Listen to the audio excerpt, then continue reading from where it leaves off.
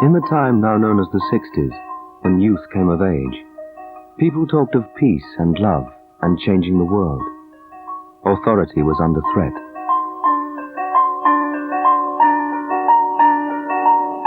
But in August 1969, it was clear that an era was ending. And nothing signaled that end more starkly than the series of murders committed by the Manson family.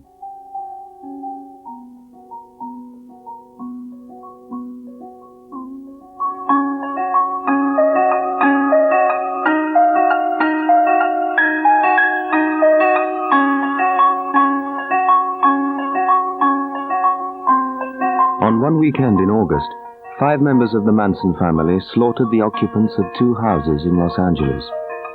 In Hollywood, they left behind 5 dead bodies, including the actress Sharon Tate. On the second night, they left a fork planted in the chest of one of their victims. Well, the crimes are very bizarre. Usually in a mass murder, some person of rather low intellect flips out and murders 10 or 12 or 15 people.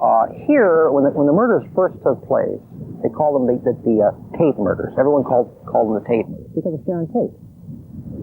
Then Manson appears on the scene, and he's so, whatever the word, charismatic, unusual, colorful, that he upstaged the victims. It became the Manson case.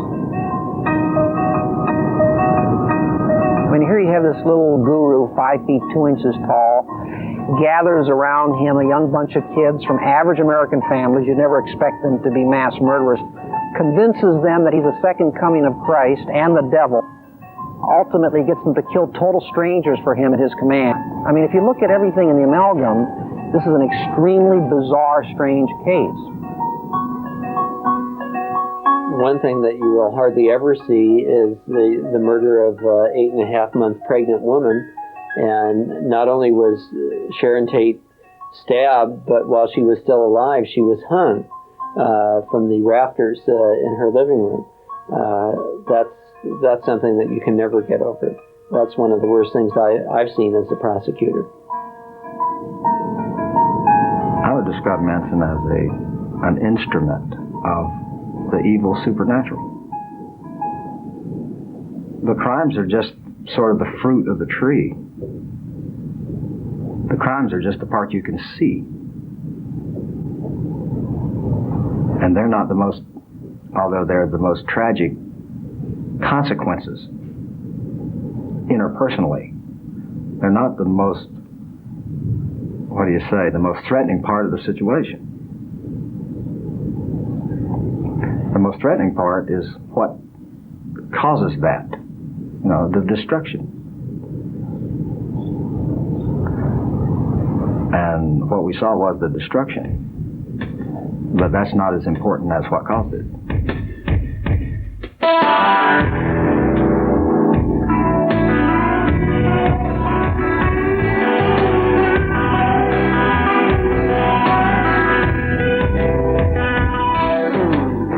Manson and 23 followers, mostly women, were arrested in Death Valley, one of the remotest parts of the United States. Manson had taken over a small ranch house, and to the outside world, his family looked just like hippies. The historians in the United States, a lot of them do attribute the demise of the generation of the 60s to the Tate LaBianca murders and the Manson family, and certainly the hippies got terrible publicity from Manson and the family, and I think it did hasten their demise.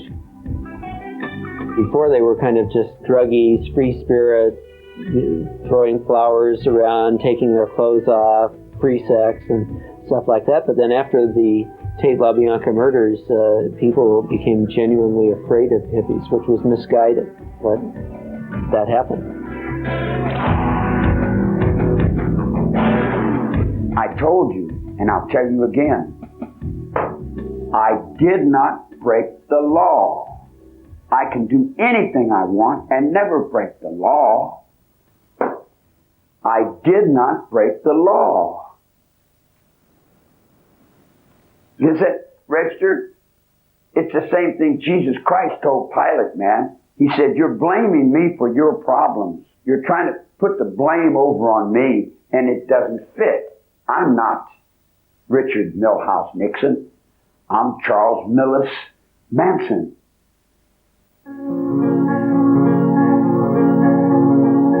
To those in power, to the parents of the 60s generation, it seemed by 1969 that America was at war with itself. Sex, drugs, and rock and roll were frequently accompanied by political protest. There's a time when the operation of the machine becomes so odious, makes you so sick at heart that you can't take part. You can't even passively take part. And you've got to put your bodies upon the gears and upon the wheels, upon the levers, upon all the apparatus, and you've got to make it stop. And you've got to indicate to the people who run it, to the people who own it, that unless you're free, the machine will be prevented from working at all.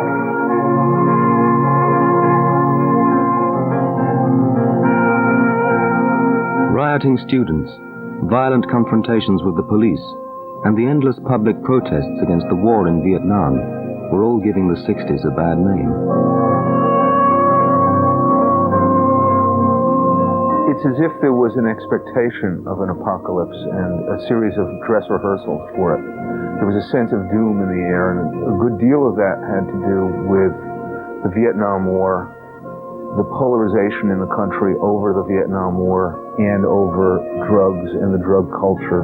Overall, there was a sense of anticipation, almost a hunger for an end, and the culture was full of intimations of ending.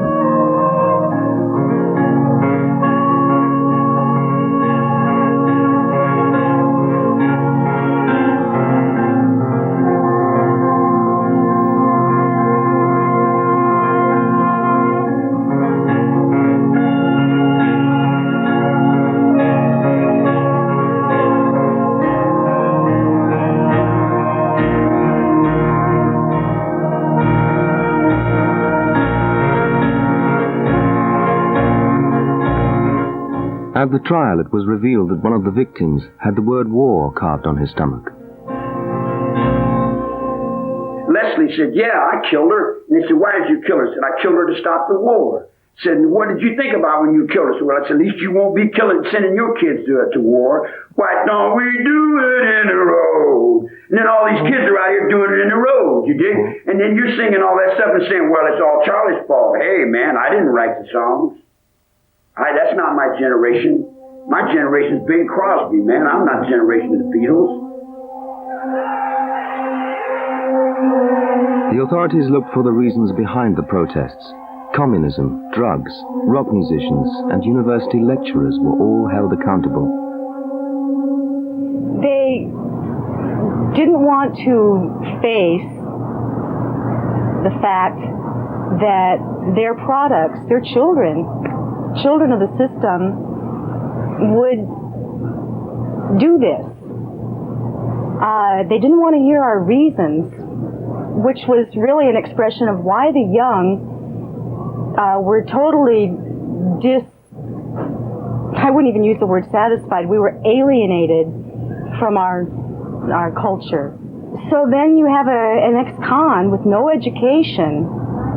Who would be better to blame for the behavior of America's own children? So even though during the trials, the defendants, the female defendants, were very willing and capable of saying why they killed the people that were killed. Each woman had her reason for doing what they did. Say if I had been there in body, then my emphasis would have been maybe different. They didn't want to hear it. They made Manson the culprit, the bad guy, the demonic manipulator of these poor middle class, upper middle class children. They said that he wanted power and that he wanted to be a star in music, which is such baloney.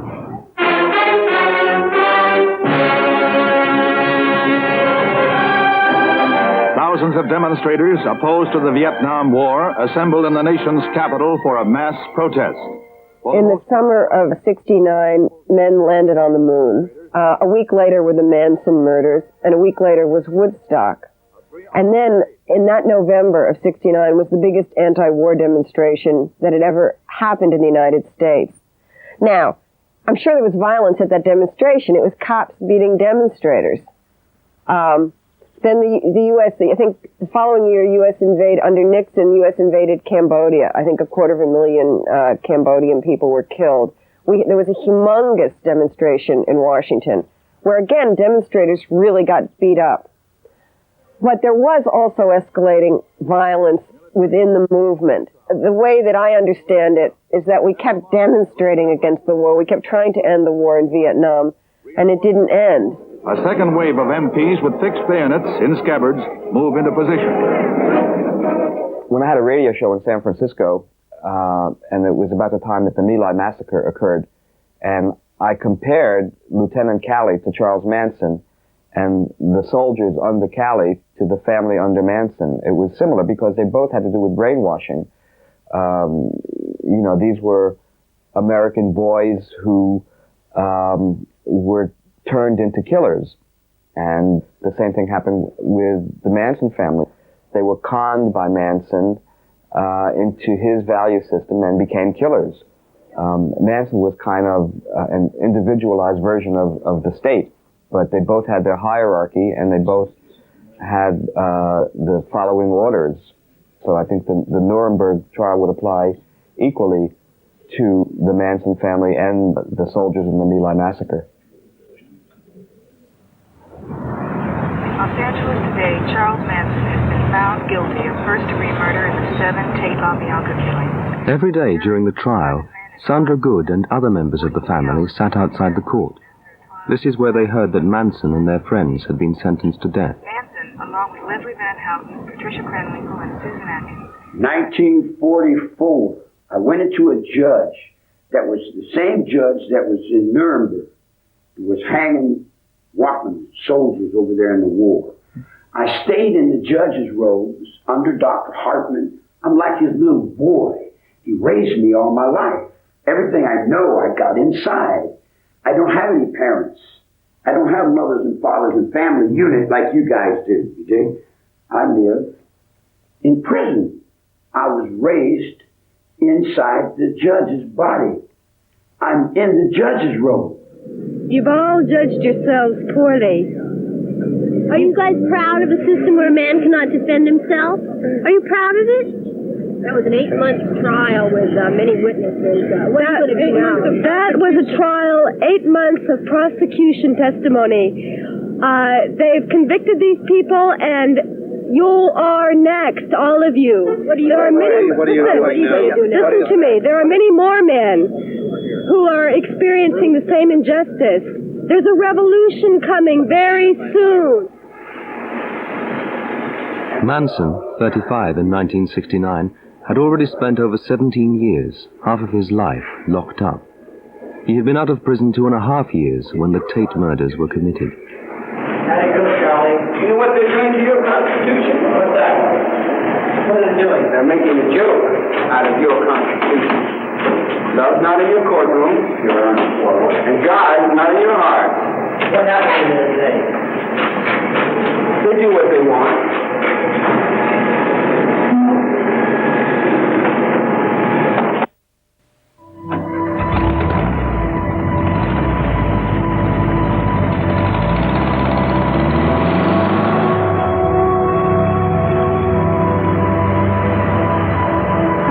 Charles Manson had been released from Terminal Island Prison in March 1967 and headed straight for Haight-Ashbury, the hippie mecca in San Francisco. This is where the Manson family began. He rented a house, played his guitar, and seemed to be just another one of the Love Generation's dropouts. When Manson came here, it was probably the kind of scene he would enjoy very much. A lot of available women, a lot of drug traffic, a lot of psychic energy. Everybody was using drugs every day and walking down the street stoned out of their heads or having bad trips. And It was an environment I think he might have enjoyed. It was kind of hellish. It was something like Hieronymus Bosch might have enjoyed painting if he were alive in those times. There were so many freaks and so many extremes. But the good people, the original people had left. They were gone. So all you had here was these biker gangs, speed freaks, and these innocent young people who came looking for the promise of peace and love and got exploited by these kind of characters. Peace and love, the 60s, flower children, da-da-da-da. That's the kind of thing that would give him an entree into the most vulnerable market. See, if he'd have thought he could control some other group, he would have got their nomenclature down and went there. But this was the most vulnerable. It was obviously the most vulnerable because it was morally deficient, it was young and inexperienced, it was a great vacuum of what to do, where to go. Very good opportunity. So he learns to say peace and love, la la la. It's the right bait for the fish. Now the nickname is hash berries, the favorite pastimes of the hippies besides taking drugs, are demonstrations and parting, seminars and groups of discussions. There was like a war between the generations. The older people saw the hippie movement as representing some kind of anarchism, some threat to their entire way of life, and they felt threatened enough by it to overreact, and there was really no place in society you could feel unthreatened. There was no place to hide by 68. I'm not a child of the 60s. I wasn't a hippie. I'm a child of the 50s. I'm a rip. My heroes were World War II. My heroes were Cliffs of Dover, man. My heroes were Eleanor Wants War. You remember all them guys? In other words, like Roosevelt. I'm not a kid. I'm almost 60 years old, man.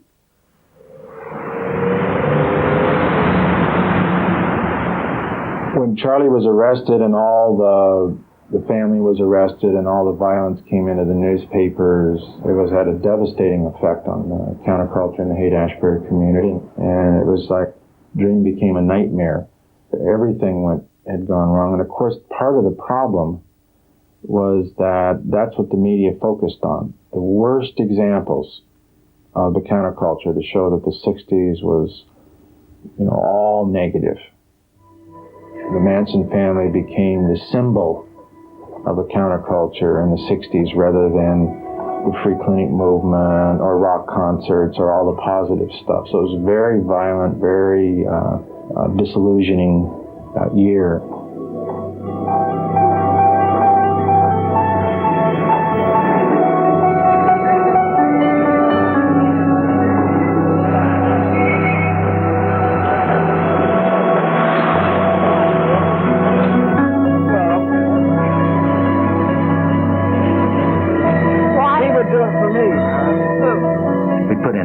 Pre-sex, no accountability, drugs, acceptable anarchy. And what do we expect to get? Do we expect to get utopia? Wish we would, but no. Well, that's not what we're going to get. We're going to get chaos. And we got chaos. There's a time for living. The time keeps on flying. Think you're loving, baby, and all you're doing is crying. I was in the Terminal Island Penitentiary, or correctional facility, if you will, being corrected from my importing of marijuana. And Charlie was in the yard singing, and I had some friends in the music business, and I heard Charlie singing. He was rather like a young Frankie Lane. He had that lilt in his voice. Frustration and doubt. Well, I thought his voice was good, and it was during the period the folk period and the young hippie stuff and the new music, and I thought he would fit in. That game, mad game. Charlie didn't like the hippies or the hippie movement. Charlie, if everybody would do this, say peace and love, and Charlie would always go like this: one, us, me. So Charlie just used the hippie movement, I think, for his own benefit. I definitely didn't think he had that real love that people really were trying to put out. Oh, look at your game, girl. Now here's one of my sins, and I'll confess to you clearly and openly to the world. I never realized how much mind I was holding with those people. I never realized how weak you people are outside.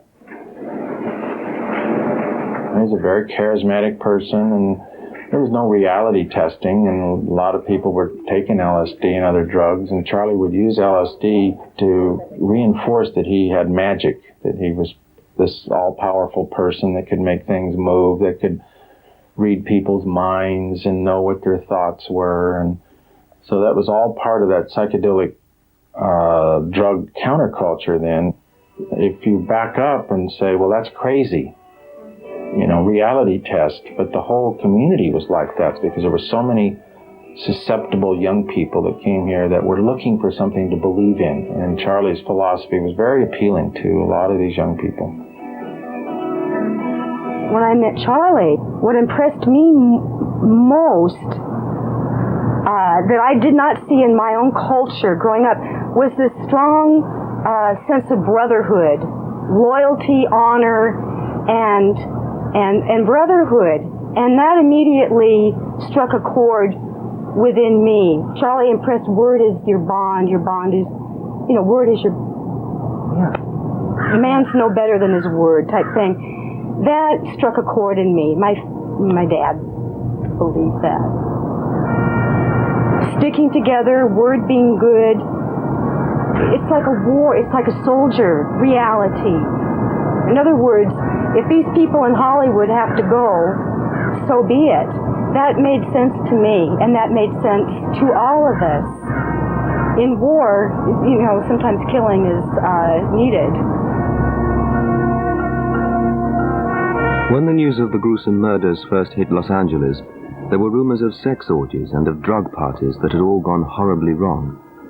The rich and famous went into a state of nervous shock, and the fact that the wife of Roman Polanski, a movie actress, was one of the victims, made international headlines.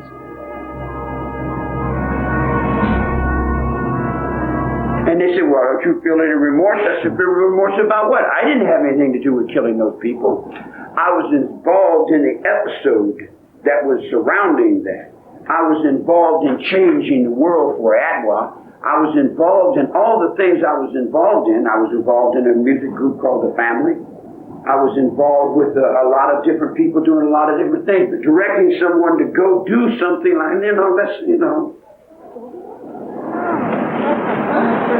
With the Manson family, a number of the girls had white middle-class backgrounds, although many of the families were very problemed with a lot of alcoholism and sexual abuse. And he used the women sexually to recruit men and money, and Charlie was always the one that determined what the girls did and who they did it with. And that was a very powerful tool for control, because if you were male and Charlie said no, you were out, and if you were male and Charlie said yes, you were in. So he had that was one of the things that amazed me even before I knew anything about the violence, with what absolute total control he had over these girls. Most of them were heavily involved before they met Manson in the use of hallucinogenic drugs, psychedelic drugs. So in that sense, you couldn't call them innocent. No, Manson didn't knock on their door and say, I want to talk to you for a moment, and take them by the hand and introduce them to a life of mass murder. No. In fact, I think when he joined his family, he himself probably was not thinking of murder. I don't think that. I think that's what eventuated down the line. I think what happened, he saw the tremendous control that he had over these people. And he's got so much hostility towards society that he finally realized, I can use these minions to vent my spleen on society for me. It eventuated into mass murder. But when he first formed this family, I doubt very much that he was thinking about crime. I think he was thinking about free love and music and LSD.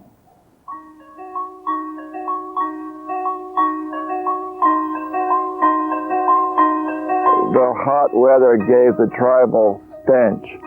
It gave the excuse for the natives to get restless. It gave an excuse for these fools to rush about and paint their bodies and roll around and eat health food and sleep on mattresses and do nothing but get up at 2 and wonder where the party was.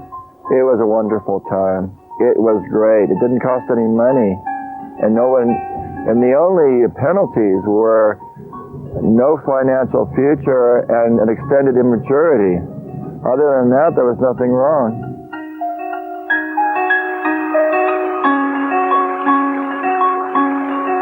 In the 19th century, they had a thing called the Grand Tour, where people from North America would rush around Europe and see life.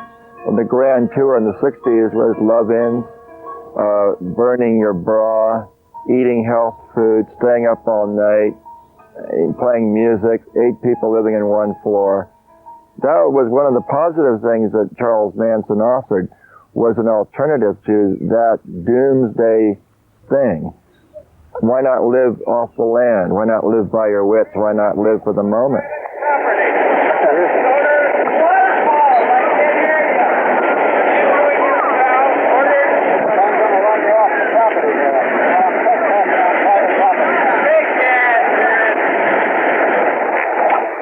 Now, we've all read the press reportings of the report that was handed in by the Senate subcommittee. As a matter of fact, I have here a copy of a report of the district attorney of Alameda County. It concerns a dance in the men's gymnasium at the University of California. The incidents are so bad, so contrary to our standards of human behavior, that I couldn't possibly recite them to you here from this platform in detail. 3 rock and roll bands were in the center of the gymnasium, playing simultaneously all during the dance. And all during the dance, movies were shown on 2 screens at the opposite ends of the gymnasium. These movies were the only lights in the gym proper.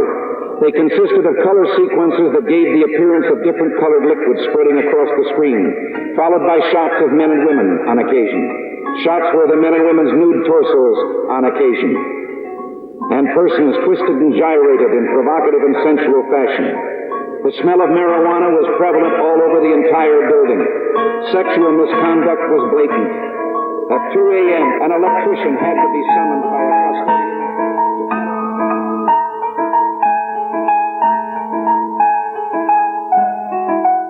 There was the rise of the communal movement in the 60s, which was a fascinating new lifestyle in the sense that you had kibbutzim in Israel, and you had traditional communes, but the commune movement for basically white middle-class kids dropping out was relatively new. Al Rose, who was the administrator of our medical section at that time, actually dropped out and lived in that type of commune with the Manson family for a short time, and then he came back out and described it to me. And so we used that as a case example and published a paper in the Journal of Psychedelic Drugs called The Group Marriage Commune, a Case Study. And the Manson philosophy was peace and health and love, and it was interesting that he changed everybody's name and stressed that nobody could be the leader, but by ridding everybody of power, he became the all-powerful leader.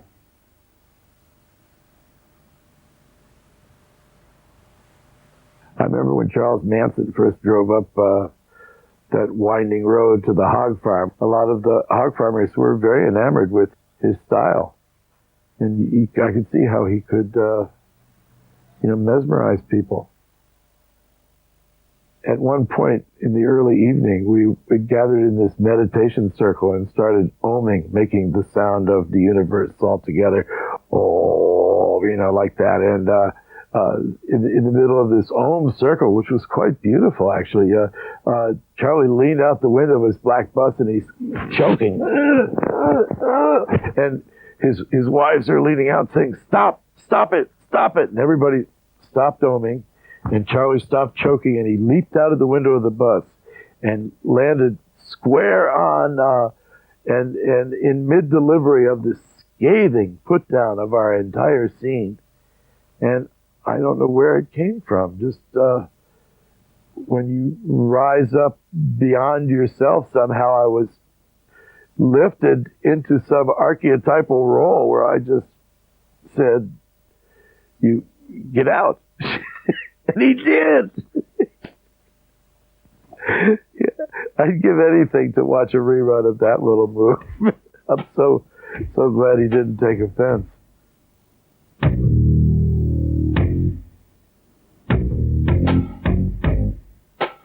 Nine months before the murders, Manson and the family had moved into an old ranch used by movie companies and had set up their own commune. I went with my husband, Abby. We were both founders of the Yippies. Well, there were mostly women, and there were a few guys, some of whom I think were later arrested and charged. But the women were the predominant ones, and it looked like your ideal hippie commune. I come from New York, I'm Jewish, I have dark hair. These girls were blonde and had red hair, and they were sort of the hippie ideals that you saw. There's a sort of racism. I mean, whoever decides what the ideal is, the reigning white culture. But they looked more like hippies probably than I did, or like the cliche of one. And there almost seemed like a certain innocence about them on the surface. I think Abby and I were quite spooked the whole time. It was very, very strange, There's a place called Indian Mesa where we have fires and we play music. And we make big circles like you do with the Stones. We make big circles and we sing. Ah! And we put our souls in each other. You dig? In other words, and we have sex with us. We fuck each other. Right. And we suck each other. We do all the things that you guys are not allowed to do in your culture. But in the culture I live in, we throw all that out the window, and that's what I guess you'd call Satan. I mean, it was shocking in the sense, but the steps into unfeeling, the drugs, all the things that you do that made your sensitivity go down. You desensitize. It makes it easy to rationalize and to live with certain things that happen. And when the Tate LaBianca happened, I refused to be in touch with how I felt. I know that now. And I tried to, I'm sure, I didn't try, I succeeded in treating it like business as usual, another day at the farm.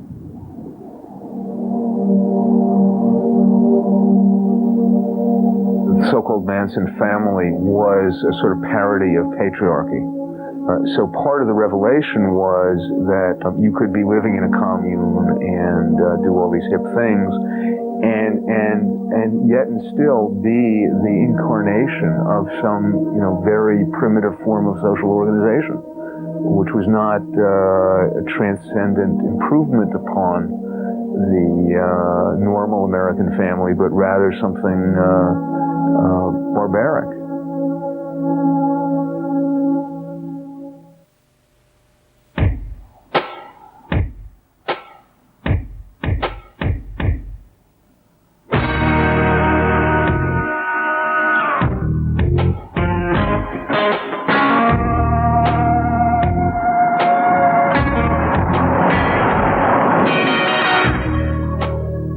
The murderers were caught 250 miles away from Los Angeles, near the small town of Independence.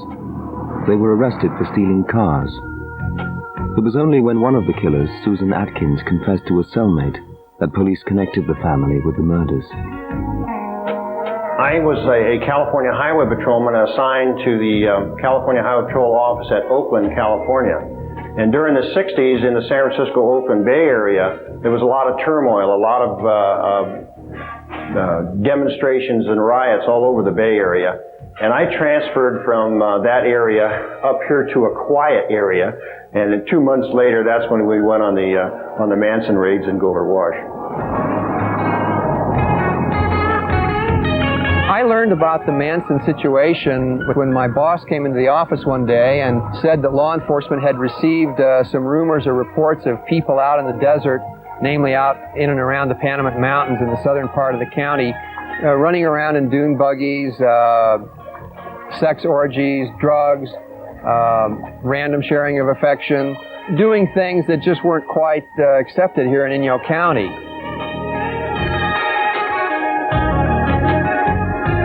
I searched the building, and in the small bathroom area, in a commode under the sink, the door began opening, and this figure crawled out. He had been in a fetal position in the cupboard, crawled out and stood up in front of me and said, "Hi." And at that time, I asked him who he was, identify himself, and he told me, Charlie Manson. In court, the prosecution claimed Manson had convinced his followers that they should come to Death Valley to breed a master race to take over America.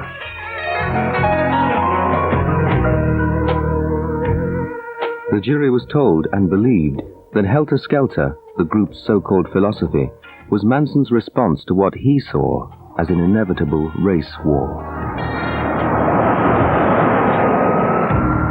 On the way down, he impressed upon us that his group was trying to find some place to be alone because the blacks were going to rise up and overwhelm the whites.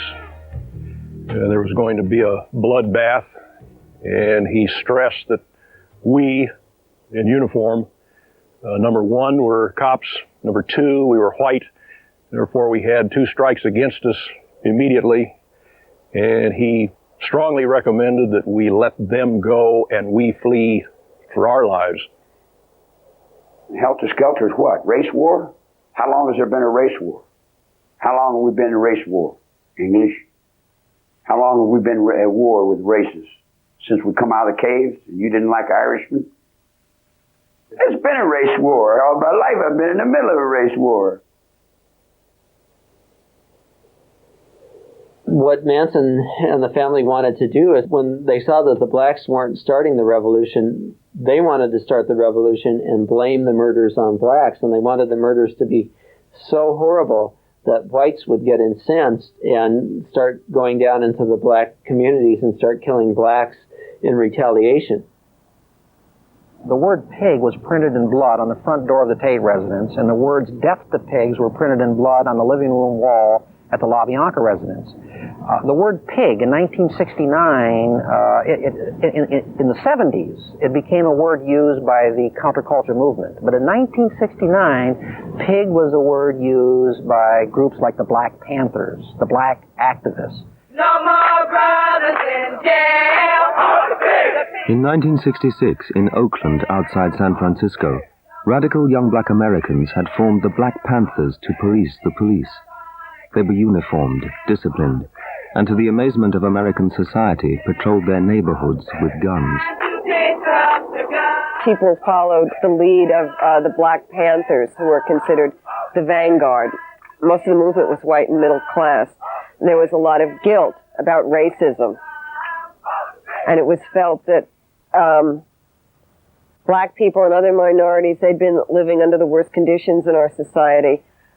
And they had to resort to violence, whereas maybe white middle-class kids could often be pacifists because their lives weren't threatened in the same way. Cops would much more willingly hold a gun to the head of a minority person and be more violent toward them. The image of the Black Panthers was when they went to the legislative meetings and they had their guns because it was legal. And that image scared a lot of white America because they saw blacks with guns. Even though it was legal, it was a scary image. And Manson played into that fear by trying to blame his crimes on the Black Panthers. Any con man knows that you have to take something that has a level of credibility to it. So Manson exploited the fear of white America by blaming his crimes on blacks. As long as I can reach in your mind and control your fear because you're a coward, I'm going to play any game I can play on you all the way to the White House. And then when I take over, I'm going to laugh and say, you were a bunch of weak people I don't see how you made it this far. John is in the basement mixing up the medicine. I'm on the pavement thinking about the government. The man in a train. In the days before Manson's arrest, a wave of bombings took place in Chicago.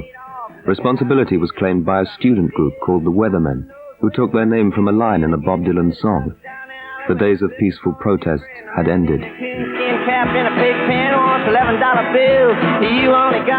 In the latter part of '69, the Weathermen faction declared that they'd cut all ties to civilization, that they were admirers of Charles Manson, that sticking a fork in a person's belly was something to go wow about. Wild was the word they used.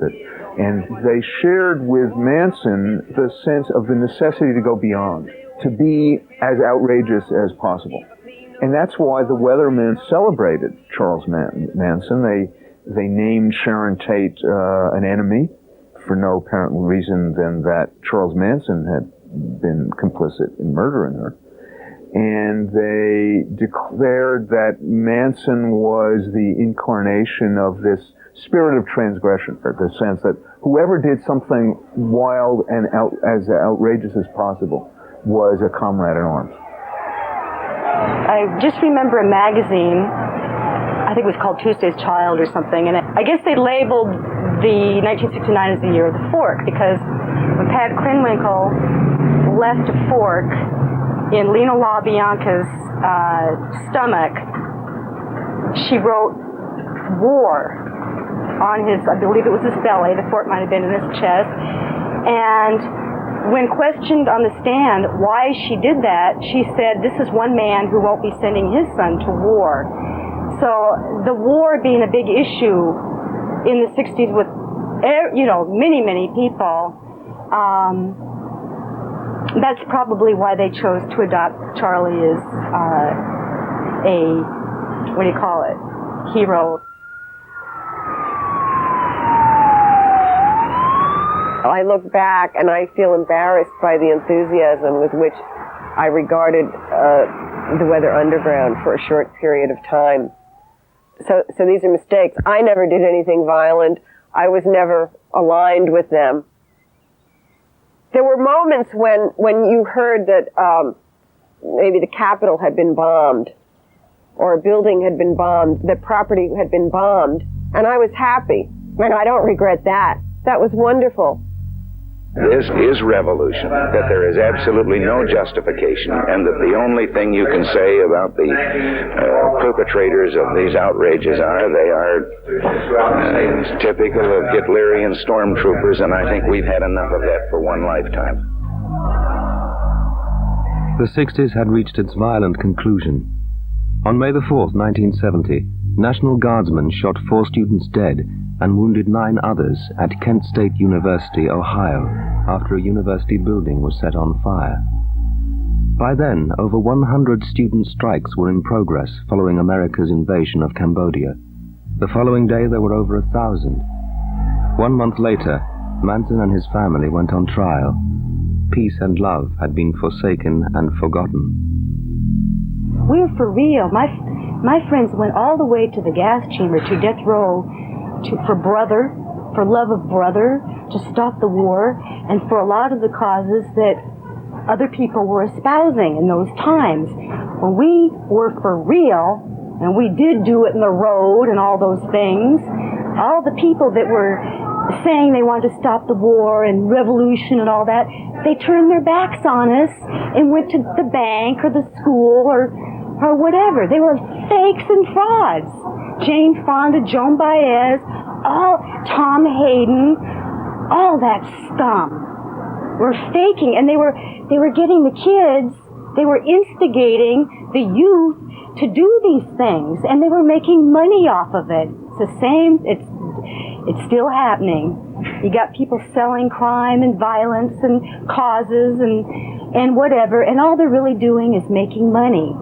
But the young with the heart and the soul and the care, they go out and do something for real, and then people point their finger and call them evil, bad, nasty, and crazy, and drug-soaked, and all these things. You know.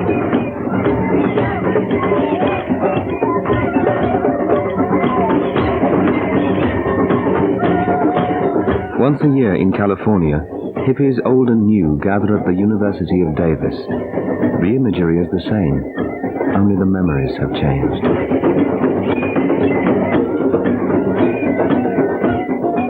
There's a T-shirt now that says, Charlie was not a surfer. And it would seem esoteric to somebody who wouldn't even know what it represents. But Manson's name became an icon, just like Woodstock. It was a generic term. And in surfing, it meant a reckless, crazy surfer. So if somebody would say, that guy's a Manson, so young surfers would think, oh, Charles Manson must have been a surfer, which is why there is now that T-shirt that says, Charlie was not a surfer. Sort of like Nixon saying, I'm not a crook. And he was not a hippie. Manson was not a hippie. He was not a hippie. He was not a surfer. He was the Frankenstein product of the American prison system and brought all their values of racism and violence out of prison with him into the society. Manson and I used to have several conversations, and he told me at the end of the trial, after the verdict of death came in, he says, you know, Bugliosi, he says, you haven't achieved anything. He says, all you've done is send me back to where I came from. And I said, well, yeah, Charlie, but as far as I know, you haven't been in the green room before. The green room is the room at San Quentin, where they have the death penalty, although he claims to have been resurrected several times. In any event, we jump ahead now, a year later. I'm driving my car, 1972. The car radio's on, and I hear that the U.S. Supreme Court had set aside the death penalty, made all of their rulings retroactive. And the first thing that came into my mind is what Manson had told me. All I had done was send him back to where he came from. And he doesn't mind prison life. I mean, most of his life's been spent behind bars. He's totally institutionalized. He gets out in 1967, may be responsible for 35 murders, convicted of 9, may be responsible for 35, and all we've done is send him back to where he came from. In a sense, and I hate to say this, but in a sense, Manson has beaten the rap. He's beaten the rap. So that's the first thing that I thought about what Charlie told me. He says, you haven't achieved anything at all.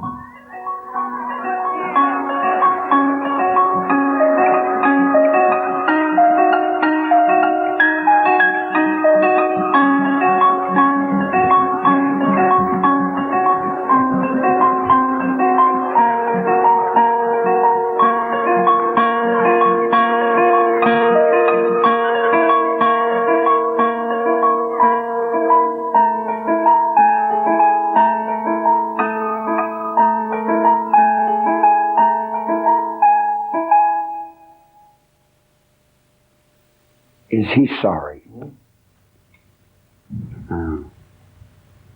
Well, I don't. You know, let's say this. Am I honest? You know, I can say anything. I don't really know what sorry means.